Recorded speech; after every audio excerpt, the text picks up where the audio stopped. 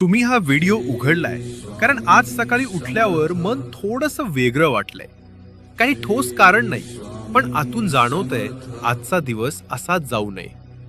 आपण बहुतेक वेळा डोळे उघडताच मोबाईल, कामं, विचार यांच्यात शिरतो आणि स्वतःकडे लक्षच राहत नाही. पण सकाळचा पहिला क्षण धावण्यासाठी नसतो, तो स्थिर होण्यासाठी असतो. त्यावेळी मोठं काही करण्याची गरज नाही.